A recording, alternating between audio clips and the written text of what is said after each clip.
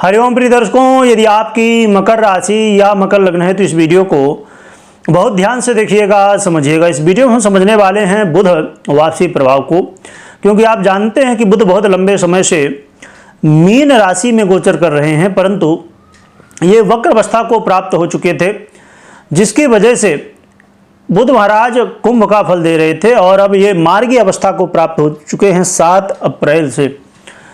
तो अब आने वाले समय में कैसा प्रभाव 8-9 तारीख से देंगे और आने वाले 7 मई तक बुध अब अपना मीन यानी कि नीच राशि का प्रभाव देते हुए दिखाई देंगे।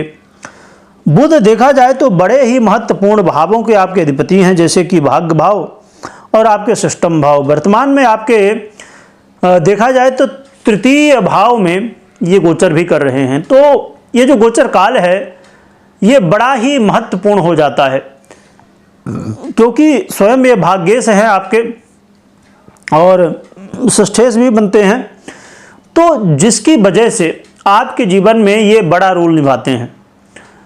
और देखा जाए तो बुध एक ऐसे ग्रह हैं जो कि हर एक व्यक्ति के ऊपर इनका प्रभाव मुख्य रूप से अक्सर दिखता रहता है, क्योंकि ये बुद्धि के अधिपति हैं। और भी बहुत सारे क्षेत्र जैसे व्यापार इत्यादि, शेयर मार्केट इत्यादि, विद्यार्थियों का जीवन हो या विद्यार्थी या पढ़ाई लिखाई से जुड़ी हुई चीज़ें हों, और ऐसे बहुत सारे क्षेत्र, बच्चों से चीज़ें संबंधित जो हों वो सब। तो बुध का ये गोचर काल बड़ा महत्वपूर्ण बन जाता है। और आपके इस समय तृतीय भाव में, जैसे मैंने कहा कि बुध का ये जो गोचर काल है आपके तृतीय भाव में होने जा रहा है, और ये गोचर काल आपके जीवन में क्या प्रभाव देगा आइए जानते हैं। क्योंकि यहाँ पर सबसे ज़्यादा इस समय ज़रूरी होगी बातें कि आप इस बात का ध्यान रखिए कि जो भी हो जाए, जैसे भी हो जाए, मुझे जल्दबाजी बिल्कुल भी नहीं करनी है। मुझे जो भी निर्णय लेना है, जो भी करना है, बहुत धैर्य के साथ, पूरे प्लानिंग के साथ ही करना है, तभी आपको सफलताएं मिलेंगी। नहीं तो कई बार संभव है कि आप यदि बराबर फोकस ना करें तो कई बार यहाँ पर प्रॉब्लम होने की संभावना है, यानी कि जो आपका काम है उसमें उतार चढ़ाव की स्थितियां देखने को मिल सकती हैं। साथ में इस समय यह महसूस हो सकता है कि भैया मैं मेहनत तो खूब कर रहा हूं, जितना कहना चाहिए कि करना चाहिए, जो कि 1 नंबर में हो ऐसी मैं मेहनत कर रहा हूं, परंतु रिजल्ट मुझे नहीं दिख रहा है। तो ऐसी चीज़ें भी देखने को मिल सकती हैं, भाग्य का साथ ना मिलना। और आपके जीवन में चल रही समस्याओं का कारण देखिए, जीवन में क्या हुआ करता है कि हम हर एक ग्रह स्थिति को समझने की कोशिश करते हैं, और हमारे जीवन में जो समस्या चल रही होती है उन्हें भी हम समझने की कोशिश करते हैं ग्रहों द्वारा। परंतु ये समझना बेहद ज़रूरी है यहाँ पर कि हमारा जो कर्म है वही भाग्य है, और हम खाली क्या सोचते हैं कि हमारा भाग्य ही है सब कुछ, हमारे कर्म में भी क्या है, जो भाग्य में है वही सब कुछ होगा। नहीं प्रिय दर्शकों, कर्म प्रधान इसीलिए कहा गया है कि जो कि भाग्य से भी प्रधान होता है।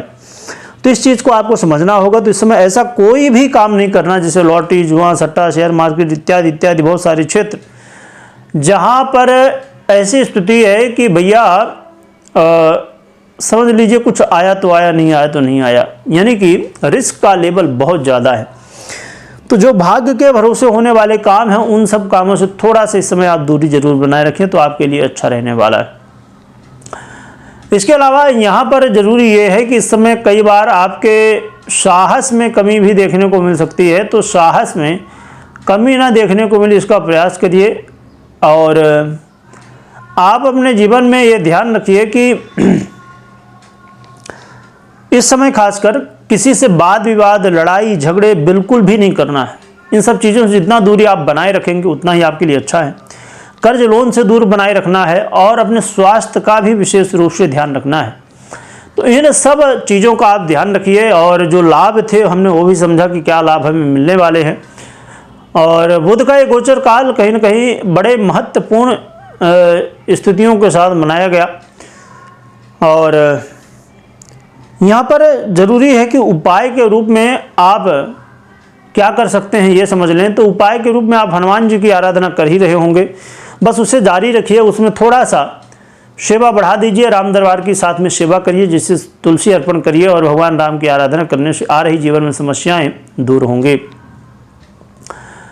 रही बात कि कोई भी कभी भी निर्णय आप ले रहे हैं तो सबसे पहले अपनी पर्सनल जन्म कुंडली का विश्लेषण अवश्य कराइए या तो करिए, क्योंकि आप जरा खुद विचार करिए इस बात को कि यदि आप मात्र एक ग्रह के आधार पे और या तो खाली अपनी कुंडली के आधार पे ही आप निर्णय लेंगे तो जरा सोचिए फिर इसका कुंडली का कोई मतलब ही नहीं होता होगा। इसीलिए बेहद ज़रूरी है कि कुंडली जो आपकी पर्सनल है वो मूल है और गोचर तो ये बदलता ही रहता है, और कुंडली में भी आपके बहुत सारे बदलाव होते रहते समय समय पर। बस ये होता है कि आपको नज़र रखनी है, उसे जानना है, समझना है। तो बड़ा ही महत्वपूर्ण है कि कुंडली विश्लेषण करें या तो करवाएं, इसके बाद ही निर्णय आप लें, तो ये आपके लिए ज़्यादा बेहतर रहने वाला है। वीडियो देखने के लिए बहुत बहुत धन्यवाद।